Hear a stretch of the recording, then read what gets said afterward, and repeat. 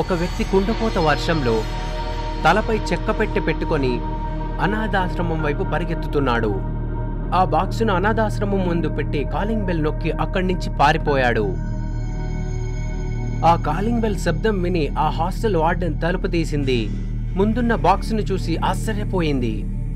ఆ బాక్సును తెరిచి చూసింది. దాంట్లో సుమారు 2 రోజుల క్రితం పుట్టిన బిడ్డ కనిపించింది. ఆ పెట్టె నిండా చిట్టీలు ఉన్నాయి. ఎవరో తలుపు దగ్గర వదిలేసి పారిపోయారు. ఒక యువతి ఏడుస్తూ స్టడీ టేబుల్ దగ్గర కూర్చొని ఏదో లేఖ రాస్తుంది. తన శరీరమంతా గాయాలతో నిండిపోయింది. కానీ విచిత్రమేంటంటే ఆమె రాసిన ఏది కూడా పేపర్ మీద పడటం లేదు. అయినా కూడా ఆ పేపర్ను మడిచి పక్కనే ఉన్న చెక్క పెట్టెలో పడేసింది. ఇప్పుడు ఆమె ఇంకో పని చేయాలనుకుంది. తన చీరను ఫ్యాన్కు వేలాడదీసింది. ఆ చీరను ఫ్యాన్కు గట్టిగా బిగిస్తూ టేబుల్ మీద నిలబడింది. అంతలోనే 2 యువకులు తలుపులు బద్దలు కొట్టుకుని లోపలికొచ్చారు. అంత త్వరగా నీకు ఆ సంతోషం దొరకదు కుమోద్. దానికి ముందు మనము చాలా నరకం అనుభవించాలి. 2 యువకులు తలుపులు బద్దలు కొట్టాగా వాళ్లతో పాటు ఇంకొక యువతి వచ్చింది. ఆమె కుముద్ను చావద్దని చెప్పింది. ఎందుకు నువ్వు నన్ను చంపట్లేదు? నన్ను ఎందుకు చిత్రహింసలు పెడుతున్నావు? నీకు కావలసిందంతా నేను నీకిచ్చేశాను. తర్వాత నా కడుపులో చనిపోయిన బిడ్డకు నేను జన్మనిచ్చాను. నా తలరాత. పళ్ళు బాలేదంటే చెట్టుని కొట్టేయం కదా, ఆ చెట్టుకు కావలసిన చికిత్సనిస్తాం. అలాగే నీకు కూడా నేను చికిత్సనిస్తాను. తీసుకెళ్ళలేని దీన్ని. ఆమె చెప్పిన మాటలు విని కుముద్ భయపడిపోయి వెంటనే మెడకు చీరను చుట్టుకుంది.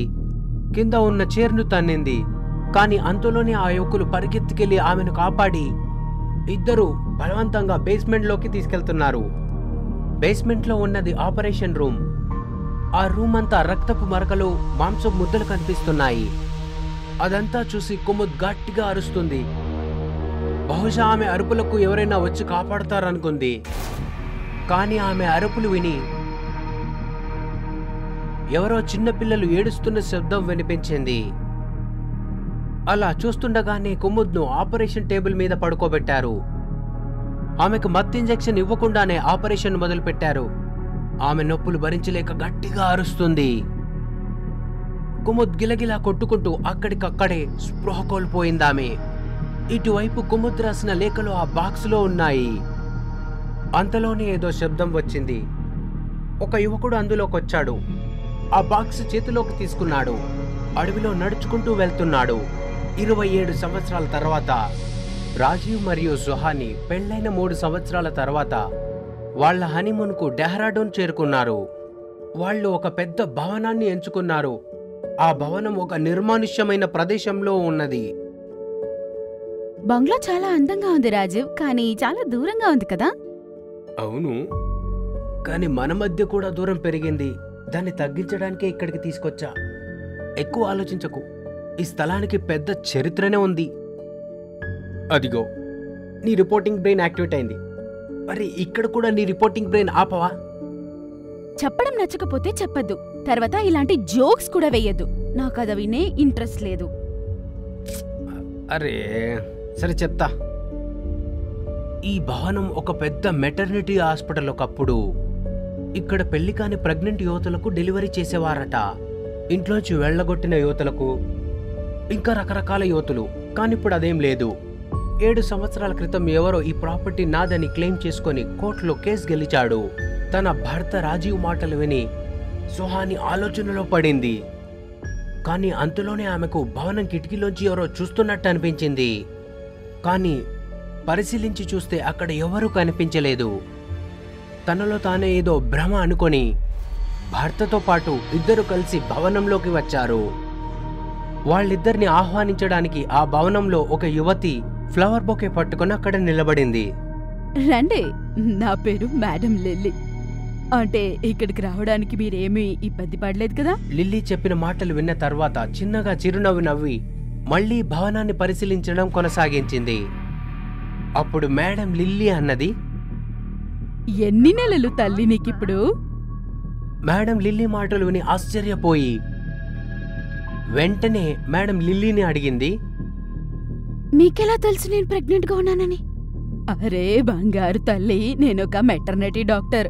ఇది నాకు కొత్త కాదు. నిన్ను చూసితే నువ్వు ప్రెగ్నెంటా కాదా అని నేను చెప్పేయగలుగుతాను. తర్వాత ఇంకా మీకు చాలా తెలియాల్సింది ఉంది. మేడం లిల్లీ మాటలు విని సుహాని పకపకా నవ్వింది. చాలా రోజుల తర్వాత తన భార్య మొహంలో సంతోషాన్ని చూసి రాజీవ్ ఆనందపడ్డాడు. మాట్లాడిన తర్వాత మేడం లిల్లీతోనే డిన్నర్ చేసి పడుకోవడానికి వాళ్ల గదిలోకి వచ్చారు. రాజీవ్ మరియు సుహాని బాగా తిరిగి అలసిపోయినందున బెడ్ మీద పడుకోగానే వెంటనే గాఢ నిద్రలోకి జారుకున్నారు. మధ్యరాత్రి అయింది. అంతలోనే సుహానికి ఆమె కాళ్ళు ఎవరో తాకుతున్నట్టుగా అనిపించింది. రాజీవ్, నన్ను పడుకోనివ్వు. ఇవంతా మనం రేపు పెట్టుకుందాం, సరేనా? నిద్ర మత్తులోనే సుహాని మాట్లాడుకుంటూ పక్కనే ఉన్న తన భర్త మీద చెయ్యి వేసింది. ఆమె అంతులోనే ఉలిక్కి పడి లేచింది. రాజీవ్ ఇక్కడ పడుకొని నిద్రపోతున్నాడు, కానీ నా పక్కన ఉన్నది ఎవరు? అలా అనుకుంటూ మంచం కిందకు తొంగి చూసింది. అక్కడెవరూ కనిపించలేదు. అంతలోనే గది బయట ఎవరో చిల్లర శబ్దం చేస్తున్నట్టు కనిపించింది. ఆ పైసల శబ్దం వినిపించి సుహాని వెంటనే తలుపు తెరిచి చూసింది. కాని అక్కడక్కడ పైసలు పడి ఉన్నాయి. అక్కడక్కడ పడి ఉన్న ఆ బిళ్ళలను సుహాని చేతిలోకి తీసుకుంటూ ఒక దగ్గరకు చేరుకుంది. ఆమె ముందున్న తలుపు తెరిచింది. కాని అక్కడ చిమ్మ చీకటిగా ఉంది. అక్కడ ఒక చెక్క పెట్టె కనిపించింది. కాని ఆ పెట్టె దానంతటదే ఊగుతుండడం చూసింది. సుహాని వెంటనే ఆ పెట్టె దగ్గరకు వచ్చింది.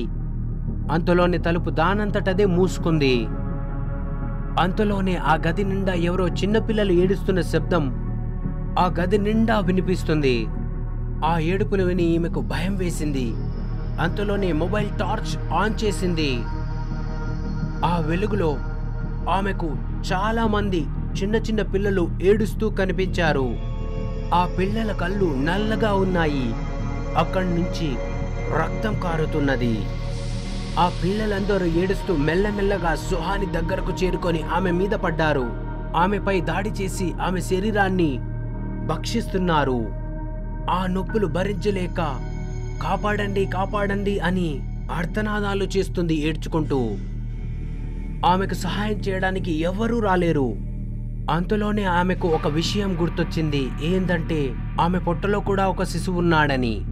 సుహాని తన శక్తంతో ఉపయోగించి ఆ పిల్లల్ని దూరంగా కొట్టి ఆ బాక్స్ దగ్గరకు చేరుకుంది. ఆమె గది తలుపులు తెరవగానే కనిపించిన పెట్టె ఇప్పటికీ ఆ పెట్టె ఊగుతుంది. కానీ విచిత్రమైన విషయం ఏంటంటే ఇప్పటి వరకు ఆ పిల్లలు ఆమె మీద దాడి చేసిన వారు ఆ బాక్స్ దగ్గరకు ఒక్క పిల్లవాడు కూడా రావటం లేదు. సుహానికి విషయం అర్థమైంది. ఈ బాక్సే తనని రక్షిస్తుందని. అలా అనుకుంటూనే ఆ బాక్సును సుహాని ఓపెన్ చేసింది. దాంట్లోంచి ఒక పెద్ద వెలుగొచ్చింది. ఆ వెలుగు తీవ్రతకు ఆమె కళ్ళు మూసుకుంది. అయినా కూడా చేతులు పెట్టి ఆ బాక్సులో ఏముందా అని అటూ ఇటూ తడిమి చూసింది. కాని ఆ అమాయకురాలుకు ఏమి తెలుసు తన చావును వెతుకుతుంది అని. ఆ పెట్టెలో సుహానికి ఏదో జంతువు నోట్లో చేయి పెట్టినట్టుగా దాని దంతములు తాకినట్టు అనిపించింది. ఆ లోపలున్నదేదో సుహాని చేతులను దంతాలతో గట్టిగా పట్టుకున్నట్టు అనిపించింది. తన శక్తంతా ఉపయోగించి తన చేతులు బయటకి లాగి చూసేసరికి చేతికి రక్తం అంటుకుంది. కానీ తన శక్తంతా ఉపయోగించి చేతిలోకి ఒక లెటర్ను పట్టుకుంది. ఇలాంటి భయంకరమైన కథలు మరిన్ని చూడాలనుకుంటే డూడు టీవీ తెలుగుకు సబ్స్క్రైబ్ చేసుకోండి. ఒకవేళ మీ దగ్గర ఇలా భయపెట్టించే కథ గనక ఉంటే ఇప్పుడే ఆ కథను మా మెయిల్ అడ్రస్కు పంపించండి. ఒకవేళ పంపితే తరువాత వచ్చే కథ మీ కథే అయ్యుంటుందేమో.